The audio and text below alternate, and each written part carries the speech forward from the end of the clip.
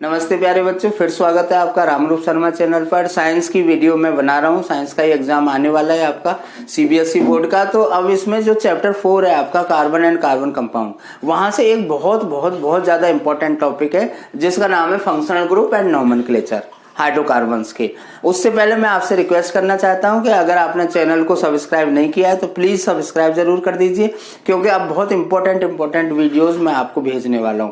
ठीक है, देखिए ध्यान रखना है, किसी भी र्यूमर से बच के रहिए, अपनी पढ़ाई करिए, एनसीईआरटी पर ध्यान दो, एनसीईआरटी पर ही फोकस करो, उसके आसपास जाइए, लिखने का तरीका सीखिए, अटेम्प्ट करने का तरीका सीखिए। वीडियो को शेयर जरूर करें ताकि सही बच्चों को सही चीज पहुंच जाए।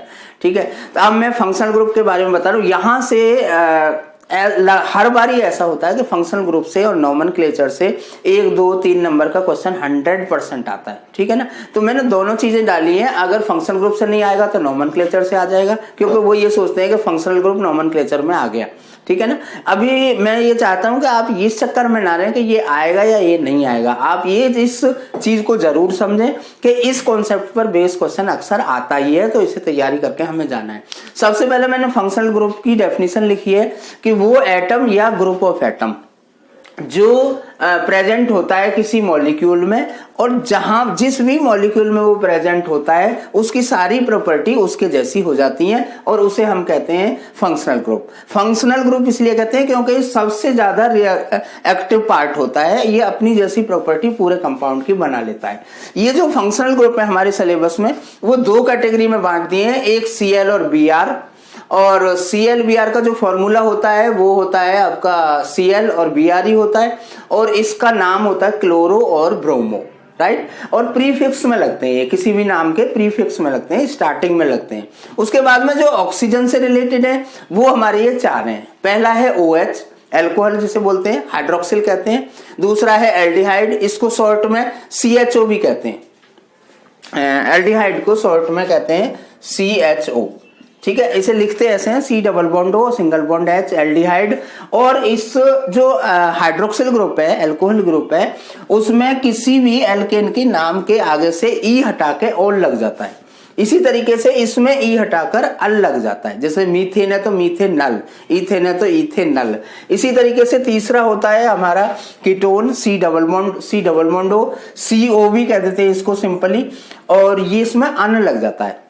और उसके बाद में है आपका COOH कार्बोक्सिलिक हाइड्रो, इसका जो है ओइक एसिड लग जाता है। इसके साथ में ये भी फंक्शनल ग्रुप होते हैं, अगर डबल बॉन्ड है तो इन लग जाता है, और ट्रिपल बॉन्ड है तो आइन लग जाता है। तो ये कुछ फंक्शनल ग्रुप है। इसमें आपको थोड़ा सा ये भी समझ लेना है कि जो कीटोन है C डबल बॉन्ड O, ये बीच में लगता है कभी भी, और जो CHO है और COOH है ये ऑलवेज टर्मिनल पर लगते हैं। तो ये है इसमें। इसके साथ साथ में देखिए, या तो क्वेश्चन आपका फंक्शनल ग्रुप से आएगा, फंक्शनल ग्रुप क्या होता है, फंक्शन इसमें इस नाम में कौन सा फंक्शनल ग्रुप है, या CHO फंक्शनल ग्रुप का एक फॉर्मूला लिख दो, या इस मॉलिक्यूलर फॉर्मूला में फंक्शनल ग्रुप कहाँ है और कौन सा है। अगर ये नहीं भी आता है तो आपकी एक्सरसाइज का ही पेज नंबर है 69, वहां पर क्वेश्चन नंबर 4 और क्वेश्चन नंबर 5 दिया हुआ है।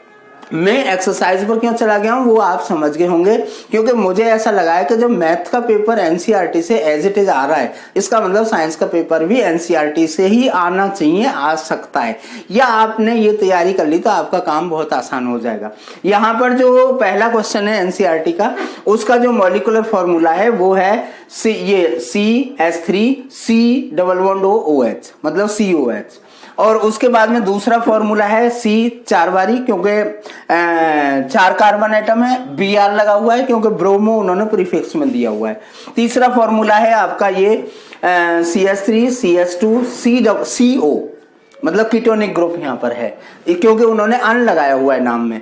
उसके बाद में है आपका COOH, ये फॉर्मूला है। और 5वां जो क्वेश्चन है उसमें फॉर्मूले दिए हुए हैं, उनके नाम आपको बताने हैं। तो पहले का नाम है ब्रोमोइथेन, दूसरे का नाम है मीथेनल, और तीसरे का नाम है हेक्साइन। तो मेरी इंटेंट आप समझ गए होंगे। मैं चाहता हूं कि आप एनसीईआरटी की बैक एक्सरसाइज के साथ साथ जो अंदर बॉक्स में क्वेश्चन है उन पर भी जरूर जाएं, या बॉक्स में जो कॉन्सेप्ट लिखे हुए हैं उन पर भी जरूर जाएं। पेपर मुझे ऐसा लगता है कि एनसीईआरटी के आसपास ही होगा, एनसीईआरटी से ही होगा, एनसीईआरटी का टफ तक आपको, मतलब आपको ध्यान ये रखना है कि जब एनसीईआरटी पढ़े तो थोरोली पढ़े, उसका कोई भी कॉन्सेप्ट छोड़े नहीं। फिर ये मत कहना कि जी हमने तो पढ़ी थी वो आया नहीं और बाद में पता लगी हाँ ये था। तो इस तरीके से तैयारी करें आप सीबीएसई के साइंस के पेपर की। मैं आपके साथ और नई नई वीडियो लेके आ रहा हूं।